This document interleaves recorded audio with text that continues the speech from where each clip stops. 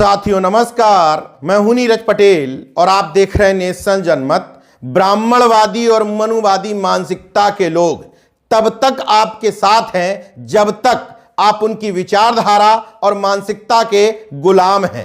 अब मानसिक गुलामी से जैसे ही बाहर निकलने की कोशिश करते हैं, इनकी छटपटाहट शुरू हो जाती है। नेशन जनमत के हाथ ऐसी खबर लगी है जो इस बात पर मोहर लगा देगी। उत्तर प्रदेश के हमीरपुर जिले में एक तहसील है सरीला, उसमें एक गांव पड़ता है ममना।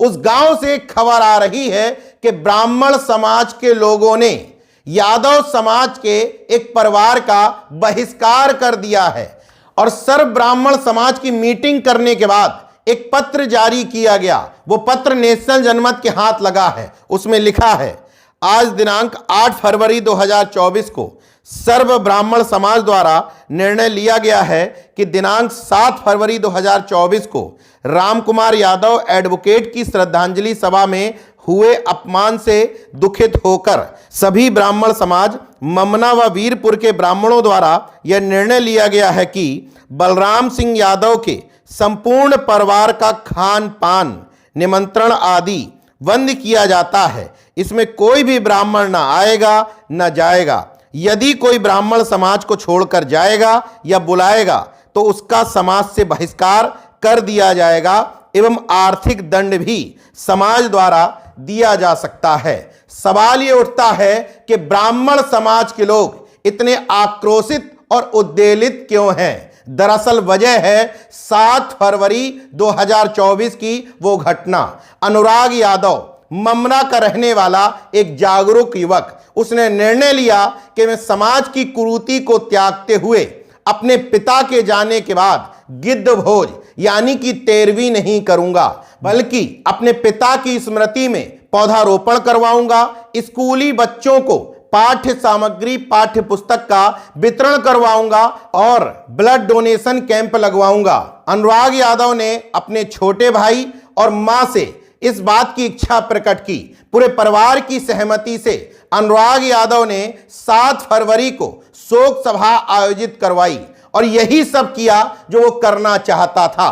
ब्राह्मण समाज के कुछ जातिवादियों को यहीं से तकलीफ होना शुरू हुई, क्योंकि अनुराग यादव बताते हैं कि पिता के जाने के बाद कुछ कर्मकांडी ब्राह्मण उसके पास आए थे और बोले, बेटा पिता नहीं है, लेकिन पिता ने जीवन भर में जो कमाया है उसका 10वां हिस्सा दान दे दोगे तो पिता स्वर्ग में आनंद की अनुभूति करेंगे। मगर नवयुवक अनुराग यादव वैज्ञानिक चिंतन वाला व्यक्ति है। उसने पिता के नाम के आगे स्वर्गीय भी नहीं लगाया, क्योंकि उसका कहना है मैं स्वर्ग नरक में भरोसा ही नहीं रखता, तो फिर स्वर्ग में मेरे पुरखे सुख से रहेंगे, इसके लिए ब्राह्मणों को दान देने का सवाल ही नहीं बनता। हालांकि शोक सभा में निश्चित तौर पर ब्राह्मणवाद की आलोचना भी की गई, लेकिन ऐसा कुछ नहीं कहा गया जिससे एक जाति विशेष के लोगों को टारगेट किया गया हो। केवल मानसिकता और विचारधारा पर ही चर्चा की गई। बाकी वो सब काम जो अनुराग यादव ने सोच रखे थे वो सारा कुछ वहां पर किया गया। ब्लड डोनेशन का कैंप भी लगवाया गया, जहां लोगों ने अपनी मर्जी से ब्लड डोनेट भी किया। सब कुछ शांतिपूर्ण ढंग से संपन्न होने के बाद कुछ लोगों ने खुरापात कर दी, तो ब्राह्मणों की तरफ से दबाव बनाया जाने लगा कि अगर तुम तेरवी नहीं करोगे, ब्राह्मण समाज के लोगों से सार्वजनिक माफी नहीं मांगोगे, तो तुम्हारे घर परिवार का बहिष्कार कर दिया जाएगा। अनुराग यादव ने ना झुकने का फैसला लिया, तो ब्राह्मण समाज के लोगों ने यह पत्र जारी कर दिया।